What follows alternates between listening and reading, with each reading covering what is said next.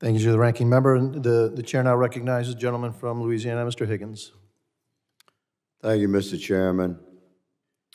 Mr. Chairman, Congress has a responsibility to observe carefully and evaluate the actions of our executive branch and to condemn executive actions that we believe weaken national security or injure our country.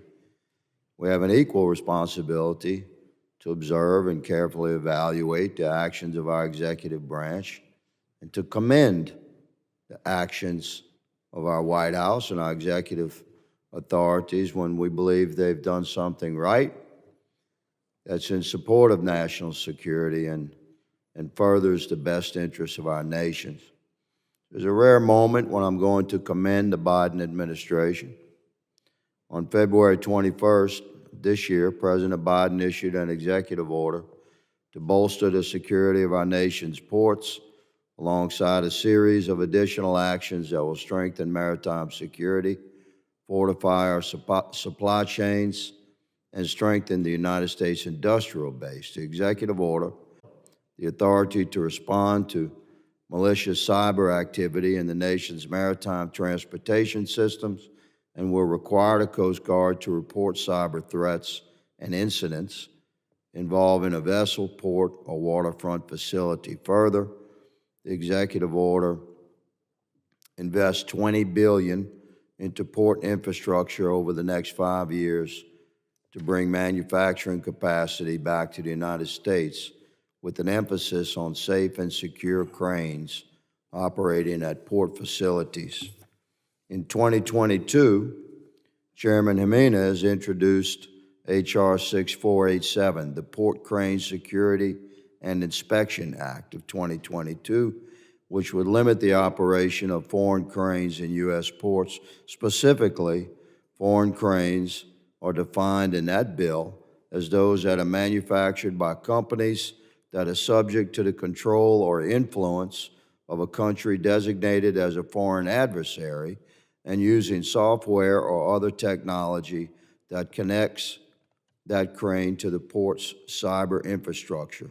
I was a co-sponsor of that legislation, and Mr. Chairman, that sort of effective response from Congress as our legislative branch and from the White House as our executive branch, that's what's required for our nation to respond to emerging cyber threats.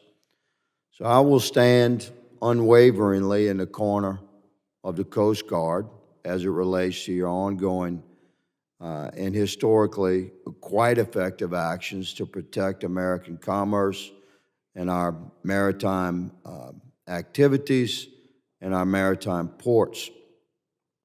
The air and the sea and the land that's patrolled by our Coast Guard is under increasing threat, and therefore the focus that Congress provides to the needs of the Coast Guard has evolved and are enhanced. Admiral Arguin and Admiral Vaughn, let me just thank you for the work the Coast Guard does. As you know, Louisiana's 3rd District, my district, produce around 60% of all the LNG exports shipped across the world.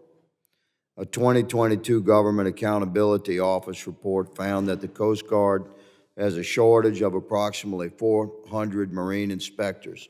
This impacts the ability to properly and effectively inspect gas-carrying vessels. Admiral Arguin, can you speak to how military recruiting challenges are affecting Coast Guard readiness and how the Coast Guard plans to fill those billets, including the 400 marine inspectors needed to conduct gas carrier exams? Congressman, we are actively investing in our recruiting efforts to bring in not only marine inspectors, but the entirety of the shortfall that we see, roughly 3,000 billets that are impacting our ability to deliver the effects that Congress and the American public expect. Yes, sir. So Admiral, clearly the Coast Guard is squared away. You're doing your best to fill these slots. But can you, as we have a shortage of inspectors, could you address your statement to what are your thoughts on using risk-based approach to conduct inspections of LNG vessels, which is highly recommended by some of us. Congressman, the Commandant's been very clear. We need to think differently about how we do our business, and whether that's a resource issue or just thinking about the ability to get after ensuring compliance with existing standards or evaluating the safety of a particular vessel. A risk-based approach is something that we are certainly interested in applying based on not only resource shortfalls, but just the risk associated with those types of platforms. It gives us a different way to assess compliance and safety and security of vessels. We are in support of risk-based inspections, and you can count on my office to be at the Coast Guard's avail, gentlemen, ma'am, as we move forward with expanding risk-based inspections to LNG vessels. Mr. Chairman, my time has expired, and I yield. Thank you, gentleman from Louisiana. The chair now recognizes the gentleman from New Jersey, Mr. Payne.